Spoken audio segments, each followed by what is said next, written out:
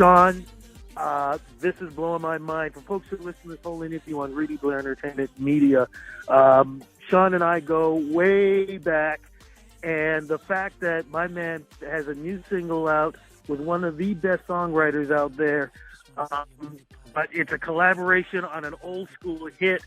It's just an amazing thing for me, too, because you, my friend, you help create a lot of the atmosphere of what's going on today with a lot of the artists from hip-hop to dance to techno. I mean, you were one of the originals, man. Congratulations on your past success and still in the game, man. Thank you, man. Honestly, let's just touch on that a little bit. I don't really I've never felt the impact of what you just said, of me being like a part of the Toronto movement from the beginning. And it's funny because, not too long ago, so Drake posted something about me like a couple months ago, and the internet just went crazy, right? And after that, people kind of I was getting crazy amount of messages with people like, do you realize that you 20 years ago were you participated in this movement. You kind of were one of the spearheaders in this movement. And I was like, I never really thought of it like that, but I guess, you know what I mean? I was just a 20-year-old kid making music. I didn't really feel like that, or that wasn't kind of my goal. But now looking back, I guess I did have a small part of that. And honestly, man, I'm just so happy, so blessed to be still making music. And now with this new project, it's incredible, man. No, and you'll think about this, because if you remember, we've talked about this a lot in the past. A lot. And, you were doing your thing. You were trying to create this scene, this platform that wasn't really looked at in Toronto back then. Plus the fact, too, you were getting a lot of backlash, too, from haters. And we didn't even use the term haters back then. People saying, he's a one-man boy band and all this other nonsense. But, man, you were filling up clubs. You were out in stadiums. You were doing your thing. And like I said, today's artists would not be able to do what they're doing today if you did not do, you personally did not do 20 years ago. And to be honest, Rudy, and I think I could say this to you because, we go way back and we have really good interviews and I'm always open and really honest. I even still to this day feel like there are people that do not feel that I am a real artist. Do you know, it is crazy. Weird. I still get this feeling, and, I'm not going to get into specifics and whatnot, but, award shows and this and that, and, being awarded the top award of the night, but not being invited to perform at the award show. Things just, there were things that just didn't make sense, that I didn't understand. You know what I mean? And I still think there are people that feel like that, but I don't care. Whatever. I make music for the people that love my music. I always have. I always will. And that's what it comes down to for me. You know what I mean? What is it like for you, knowing what you've done, but watching the music scene change to what it is today and seeing these new artists now coming around, and the fact that these new artists, whether they be from Toronto or across Canada, getting now that international stage bigger than we've ever thought we could before. Plus the fact now we have this whole new social media thing that we can do that we did not have 20 years ago. Hell, somebody posted one of those old Nokia phones, and I'm thinking to myself, man, we could not have done what we're doing now if we still was doing that kind of technology.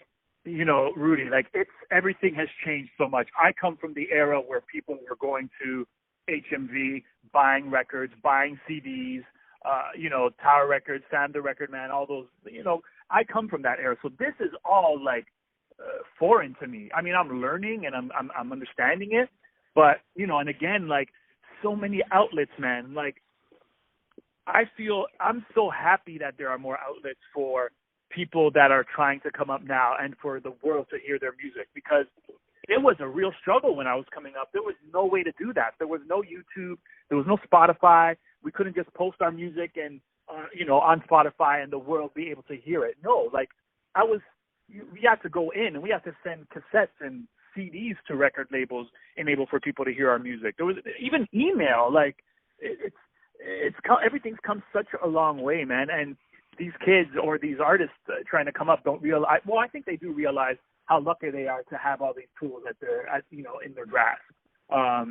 Which I wish I really had when I was 18, 20 years old, trying to come up and make something for myself. Absolutely. And I was saying though too, what do you think about these new artists now that are out there who have made, the big scene? I mean, you mentioned about Drake, and props to Drake for giving you props. Also, The Weeknd. There's so many artists out there now who are doing what they're doing now, like I said, on a big international stage. And like I said, man, a lot of the ways, and they'll tell you, and Drake said it, they were listening to your music 20 years ago, man. Yeah, I mean, the talent that's coming out of here is incredible, man. From, like you said, Drake, The Weeknd, Alessia Cara, Shawn Mendes, Justin Bieber, even more, some of the more urban stuff, Tory Lanez and Jesse Reyes, Party Next Door. There's the list is getting bigger and bigger, man, and I love that. And I think, people internationally are starting to take Canadian serious in terms of music. You know what I mean? Where it wasn't like that so much. There was one or two breakouts. We had Shania Twain, we had Avril Lavigne, Bryan Adams, Celine Dion, but these were far and few between. And now it's just more. It's happening more frequently, which I think is great for the country, great for our music, and great for our people, man. Did you step away from music? What was going on for the last couple of years? Because we were talking before. I think the last time that we spoke was at the KISS 92.5 big show that they had at Ontario Place. But I was also remembering too that we also spoke at one of the last Much Music Video Award award show, Red Carpets. So from that era, what were you up to leading to what we're going to talk about now? To be honest, Rudy, I'm going to be completely honest. So, 2015 comes around. I was up to there. I was making the records that I wanted to make. So after the Alive album, which had like Nobody Does It Like You, dubbed it on those records, the man, let's just say, wanted me to try something, and I wanted to be a team player. So I did that. I made kind of a record that they saw they wanted me to make and try, and didn't go all that well. And, I was dropped from the label. So, something that was really out of my control, something that, I thought I was being a team player and I was doing something that I should be doing, ends up, just getting chewed up and spit up. You know what I mean? And that really sucked the passion and the love of creating music for me. Even though it was the business side, it sucked that out of me. So I literally said, screw it. I'm going to not make music right now. I have a family. I'm going to enjoy them. I've been doing this for so long. Let me just enjoy this time with my family and whatnot, not think about music. And if you want to get it, so, I mean, now, fast forward to maybe a year ago, I get a phone call from Tebe. And Tebe is one of my best friends. We actually met back in 2004. We wrote Let's Go together. And then we also wrote Nobody Does It Like You together in this room that I'm in right now in my home studio. And I'm going to stop you. I'm going to stop you there. For folks who don't know who Tebe is, please explain, because they need to understand that this guy, Canadian, but he is monster in the music industry. Yes. So Tebe is an incredible songwriter. And also in this country, people know him as a country artist. So Tebe's written stuff from, everybody from One Direction, Flo Rida, Fifth Harmony, Pixie Lott in the UK, a bunch of country stuff in the US as well. He got a couple number ones there. He got a number one here himself on the country charts, a bunch of top 5 records. So incredibly, stupidly talented. And we just connect so well on a music level. We hear the same things. We agree on a lot of the same things. We have the same melodic sensibilities and whatnot. So that's Tebe. So Tebe calls me about a year ago, and he's like, hey, man, I know you haven't been doing stuff in a while. You've been feeling a certain way, but listen, I got this idea. I got this label deal with Sony, and I want to put out this project called Radio Club. That's the first thing when I hear the name, I'm like, that's the worst. That's the worst name I could ever come up with. But then I was, the more I lived with it, I was like, Radio Club. I actually really like that, right? So he's like, listen, this thing called Radio Club, me and you, we're going to produce these records, get people to feature. Either you sing some, I'll sing some. We'll get people to feature, do a bunch of co-writes, and we put out the music that we love, that we're passionate about, and we don't have to answer to nobody. I said, Tebe, that's music to my ears. Let's do it. So, we took our first trip to the UK and Sweden this November that just passed, wrote a whole bunch of great songs, great music. And I had, there was one moment in the studio we were writing, and we were listening back to a song called One Good Life. And I got that feeling, man. I got the goosebumps. I got the hair sticking up at the back of my neck. And I broke down in the studio, started crying, like just wow. Not uncontrollably, but crying enough where the guys were like, "Hey, man," it's like, "Are you okay? Did something happen at home? There's something." I'm like, guys, it has nothing to do with that. I'm like, this is great. Like, I'm feeling exactly the way I wanted to feel and the way I've wanted to feel for a few years now. So yeah, that's kind of how Radio Club came along. First single is out right now, and like you said, it's a cover of an old classic, Rick Astley, "Never Gonna Give You Up." But it's like it's such a dope take on the classic. It's different. It's me singing the whole thing, which is crazy. People still don't believe it's me singing. And I mean, I'm really excited about it. Never gonna give you up, never gonna let you down, never gonna run around and desert you, never gonna make you cry, never gonna say goodbye, never gonna tell a lie and hurt you, never gonna. I think you've probably heard it. Like, what do you feel about it? How do you feel? I love it.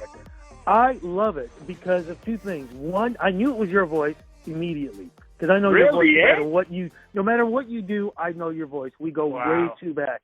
So I love the fact the way you complimented it. I love the way you brought it up today. Because I can hear the clubs mixing the old one with this one. There's so many things that could go on. But here's the question. You took on a pure classic. Okay? People know the song. They know the funny stories behind it. They know the Rick rolling, the video, everything. Yeah. Why did you decide to take that on? Because as great as you have done it, it could have backfired. Oh, and, 100%. It could have set your career back. Yeah, it was definitely a ballsy move on my part, and I have to take full responsibility for this record if it does bomb, which I honestly don't. I feel really good about it right now and the stuff that's happening around it. My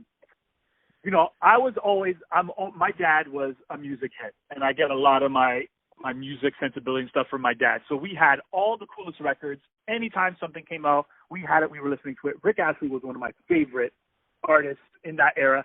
80s in general is my favorite era of music. Okay. Same here, man. Yeah. So Rick Astley was one of my favorite, and Never Gonna Give You Up is one of my all-time favorite songs. So I'm sitting in the studio one day, my 80s playlist comes on, and Never Gonna Give You Up comes up. And I'm like, let me see if there's an acapella of this song on the internet somewhere. So I type it into YouTube, of course. That's where we all go. It comes up. There's a studio acapella. I'm like, hell yeah. I download it. I throw it into my music software, and I start just messing around with chords, tempos. And so I put this thing together, and I'm listening to it, and I'm getting this feeling, man. And I'm like, I got to let people hear this idea. So first person I sent it to is Tebe. I'm like, Tebe, I'm going to send you this. Tell me what you feel like. Am I crazy, or is this actually really dope? So I send it to him. Literally 2 minutes later, he's like, bro, this is it. He's like, I think you found the first thing that we should put out because, it's such a classic. But what's great about it is that, Rudy, I think a lot of, let's say 25 and under maybe, are not going to know this song. They're going to think it's a brand new song. So, we thought it was the perfect time to reintroduce this song, this melody, this lyric to this new generation. And honestly, then send it to the label that we're working with in Europe, and same response. Guys, this is incredible. This is going to work. We need to do this. Let's move fast. And here we are. We produced the record. I sung the record. We mixed the record, mastered it out. And the response has been incredibly positive. I'm still getting messages on my Instagram, emails from DJ friends of mine, everybody that's like, yo, this is hot. This needs to be on the radio. This is the song of the summer. So, I mean, this is what they're saying. I'm hoping they're right. again, I just want to make music, man. Again, this is what I love. I love it. I love it too, man. I absolutely agree with them on everything that they're saying. What can we expect in the future? Because now we've got this. We've got both of you guys working together. What else do you think we're going to be hearing throughout 2020 and probably even in 2021? Yeah, so we're planning to move fast in terms of putting out content so we can grow our fan base as Radio Club. Essentially, Rudy, Radio Club is a new artist. Even though myself and Tebe are not new artists, we are well established and people know who we are. Radio Club is a new artist. So I love this. Yeah, and people are like another question we get, are they going to be all covers? Absolutely not. They're like, do I have some other ideas in my back pocket of some other older songs that I want to kind of maybe tiptoe around and try some stuff? Absolutely. But, we have two songs that are kind of done right now, one called River and the other one called One Good Life, which are original records. River, funny enough, has this country kind of twang to it, and that's all Tebe's doing. And One Good Life, I just feel, is a monster. We both feel that the song is just such a great song. We're just looking. It's a female and male song, so we're looking for two people to feature on it. So that's in the works right now. But yeah, we're thinking by July, August we'll have something else out in the world of Radio Club.